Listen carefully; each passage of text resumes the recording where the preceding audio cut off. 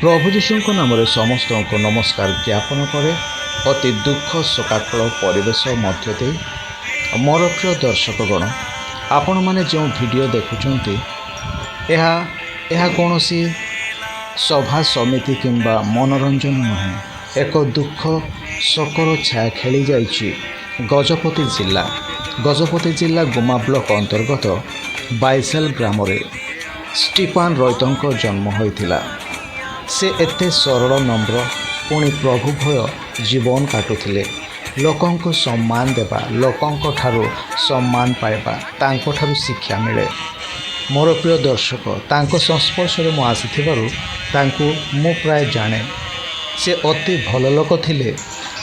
ସେ ପ୍ରଭୁଙ୍କ ପାଇଁ ନିଜକୁ ଅତି ଛୋଟ ବେଳରୁ ନିଜକୁ ଉତ୍ସର୍ଗୀକୃତ କରିଥିଲେ, ଯେଉଁଥିପାଇଁ କି ଆଜି ଆପଣମାନେ ଯେଉଁ ଶୋକାକୁଳ ପରିବେଶ ଦେଖୁଛନ୍ତି, ଜନସମୁଦ୍ର ଦେଖୁଛନ୍ତି, କହିବାକୁ ଗଲେ ଦୁଃଖ ବି ଲାଗୁଛି। ଅତି ସ୍ୱଳ୍ପ ବୟସରେ ହଠାତ୍ ସେ ପ୍ରଭୁଙ୍କ କୋଳକୁ ଚାଲିଗଲେ। ଯାହାକି ଷ୍ଟିଫାନ ଯେ ମରିଯାଇଛନ୍ତି, ଏହା ହଠାତ୍ ଭାବିବାକୁ ଅକଳ ଲାଗୁଛି। ସେ ବଞ୍ଚିଛନ୍ତି ଏହା ମନେ ହେଉଛି, କିନ୍ତୁ ଏହା ଗୋଟିଏ କାହାର ମୃତ୍ୟୁ କି ବୋଲି ଭାବି ହେଉଛି। ମୋର ପ୍ରିୟ, ଅଚାନକ ଏମିତି ପ୍ରାଣ ଚାଲିଯିବ କେହି ବି ଭାବିନଥିଲେ। ସେ ନିଜେ ବି ଚିନ୍ତା କରିନଥିଲେ। ହଠାତ୍ ଅସୁସ୍ଥ ଅନୁଭବ କଲେ। ପାଳାଖେମୁଣ୍ଡି ମେଡ଼ିକାଲ ନିଆଗଲା। ପାଳାଖେମୁଣ୍ଡି ମେଡ଼ିକାଲରୁ ରେଫର କରିବା ସଙ୍ଗେ ସଙ୍ଗେ ତାଙ୍କୁ ଆମ୍ବୁଲାନ୍ସରେ ଶ୍ରୀକାକୁଲମ ନେବା ବେଳେ ଆନ୍ଧ୍ରପ୍ରଦେଶର ଶ୍ରୀକାକୁଲମ ଟ୍ରିଟମେଣ୍ଟ ପାଇଁ ହଠାତ୍ ମୃତ୍ୟୁ ଘଟିଛି। ଜୀବନ ଏମିତି ବି ଚାଲିଯାଉଛି, ଏକଥା ଦେଖିଛୁ। ହେଲେ ଦେଖି ମଧ୍ୟ ପୁଣି ଆଉ ଜୀବନ ଯିବା କଥା ଭାବିଲେ କଷ୍ଟ ଲାଗୁଛି ଯେ ଷ୍ଟିଫାନ ବି ଏମିତିକା ମୃତ୍ୟୁରେ ଏକ ଦିନ ମରିଯିବେ। ଦୁଃଖଦାୟକ ବିଷୟ, ଏକ ପୀଡ଼ାର ବିଷୟ। ମୃତ୍ୟୁ ସମସ୍ତଙ୍କୁ ଆସେ। ଦୁଃଖ ବି ଲାଗୁଛି ଯେ ଏତେ ସ୍ୱଳ୍ପ ବୟସରେ ସେ ପ୍ରଭୁଙ୍କ ପାଇଁ ଅନେକ କାର୍ଯ୍ୟ କରିଛନ୍ତି।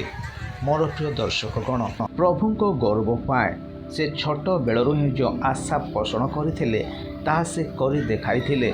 ସେ ପ୍ରଭୁଙ୍କ ଗୌରବ ଉଦ୍ଦେଶ୍ୟରେ ମ୍ୟୁଜିକ୍ ଷ୍ଟୁଡ଼ିଓ ବି କରିଥିଲେ। ତାଙ୍କର ଏକ ଚ୍ୟାନେଲ୍ ରହିଛି ଷ୍ଟିଫେନ୍ ମ୍ୟୁଜିକ୍। ଆପଣମାନେ ୟୁଟ୍ୟୁବରେ ଦେଖିବେ ସେ କେମିତି ଗୀତ କମ୍ପୋଜ କରନ୍ତି। ପ୍ରଭୁଙ୍କ ଉଦ୍ଦେଶ୍ୟରେ ଗୀତକୁ ସେ ସୌରା ଗୀତ, ଓଡ଼ିଆ ଗୀତ, ତେଲୁଗୁ ଗୀତ, ହିନ୍ଦୀ ଗୀତ, ପ୍ରାୟତଃ ସେ ପ୍ରଭୁଙ୍କ ଗୌରବ ପାଇଁ ବିଭିନ୍ନ ଭାଷାରେ ଗୀତ ବି ଗାଇଛନ୍ତି।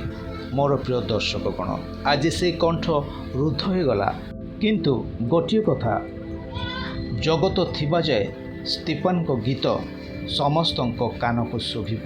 ପ୍ରିୟ ଦର୍ଶକ, ଅନୁରୋଧ କରିବି, ସେ ଚାଲିଗଲେ କିନ୍ତୁ ତାଙ୍କ ପରିବାର ଶୋକାକୁଳ ଅବସ୍ଥାରେ ଅଛନ୍ତି।